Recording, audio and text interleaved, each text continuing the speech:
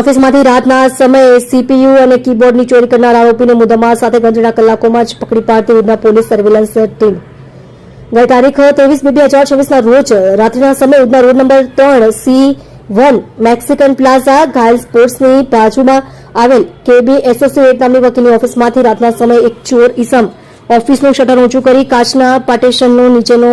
લાકડાનો ભાગ તોડી ઓફિસમાં પ્રવેશ કરી સીપીયુ અને કીબોર્ડ જે બંનેની આશરે કિંમત ₹30,000ની મતાની ચોરી કરી નાસી ગયેલ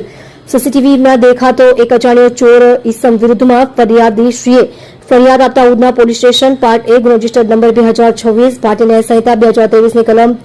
331(4) 305A મુજબનો ગુનો રજીસ્ટર્ડ કરવામાં આવેલ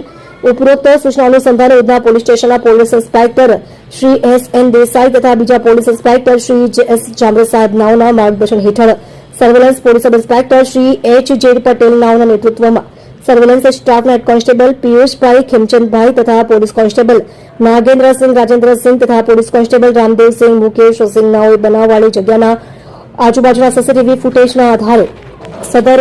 ચોરી કરનાર આરોપી નામે રિઝવાન ઉમર મોહમ્મદ શેખ ઉંમર વર્ષ 28 ધંધો મજૂરી કામ રહે ઘર નંબર 682 મસ્જિદની ગલીમાં સંજયનગર ઝુંપડપટ્ટી રોડ નંબર 0 ઉધના સુરત નાને પકડી પાડી ચોરીમાં ગયેલ મુદ્દામાલ રિકવર કરી ખૂબ જ સારી અને પ્રશંસનીય કામગીરી કરેલ છે। તમે જોઈ રહ્યા છો DNY ન્યૂઝ ચેનલ રમનદીપ કૌરની સાથે।